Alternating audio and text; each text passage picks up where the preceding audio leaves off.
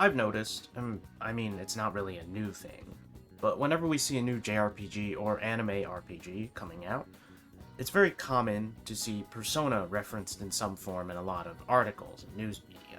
Always talking about if the game is inspired by Persona 5, if it's like Persona, if it's not like Persona, or even asking the devs if it's inspired by P5. So why is this a thing? What's this obsession with mentioning Persona 5? Does that mean you've got a phone?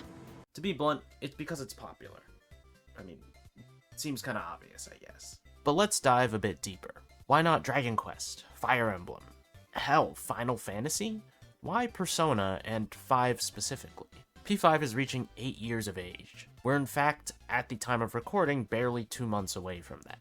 But the influences it has left behind are vast, and that comes from a huge amount of mainstream media attention this particular game got.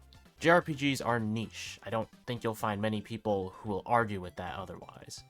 While the sea of RPGs and big action-adventure Western games are selling millions and even tens of millions of copies, a large percentage of JRPGs will maybe sell several 100,000, if you're lucky, 1,000,000, and if you're really lucky, any more than that. Anime itself and the storytelling and tropes that come with it tend to not resonate as hard with as many people outside of Japan, I guess. Some will find it cringe, others may find it boring, and many just cannot take the medium seriously. Now there are some franchises that have kind of transcended this boundary, as some big anime have also done that as well. But frankly, the genre is still niche. P5 is kind of the most recent JRPG to hack away at those boundaries. Again, others have done it too, but P5 is the one that kind of has done it the most recently.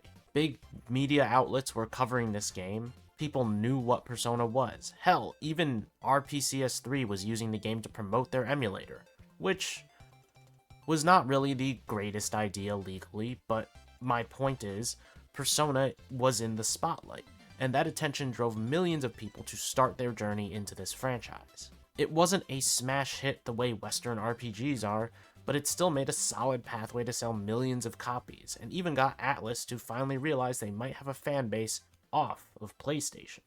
You're the woman I've been searching for all this time. Please, won't you Wait a minute, be the model for my next art piece? And yes, there are game developers who have taken inspiration from Persona 5. Inspiration is often taken from popular things. However, that doesn't mean everything that resembles P5 is taking inspiration from it. Persona is not the first game to feature a high school setting or a calendar system, and it won't be the last. That said, a lot of new anime RPGs are immediately given the label of Persona-inspired whenever anything remotely resembles an element within P5. And of course, some of them are, which is why I think asking if a game is influenced by Persona 5 is such a common practice. And there's nothing wrong with taking inspiration from a game that's popular, let alone doing something right.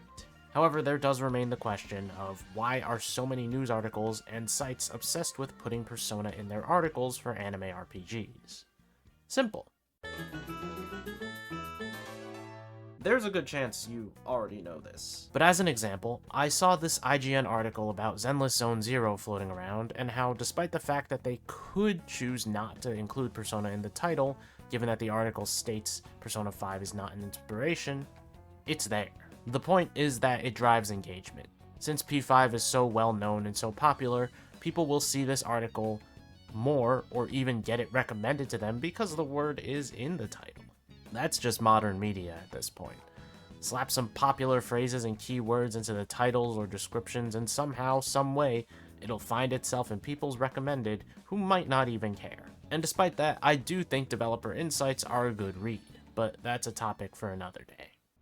Surprise! We get you or what? I mean, are you surprised by all of this? Popular thing is popular, so it's used as clickbait. Wouldn't be the first time, and it won't be the last.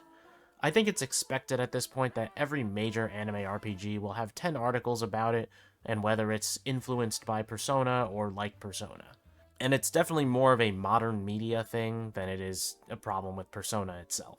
But I do think it's interesting to see what kind of way this game has paved for other JRPGs to grow, and its influence on those games too, and games even outside the genre. But I do think it's also kind of blurred people's perspectives on what a JRPG is and can be.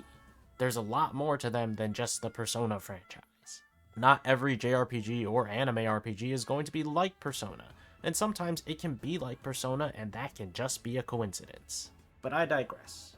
In short, Persona 5 is used so often in news articles and media because it's popular, even when it's not relevant. Standard internet nonsense. Like making thumbnails for YouTube videos. And you can let me know what you think of Persona 5's influence on games and JRPGs, and maybe even things outside of that category, in the comments below. You can leave a like if you enjoyed the video, and subscribe to the channel for more things Persona, Atlas, and JRPG related. Thank you for watching, and I'll see you guys next time.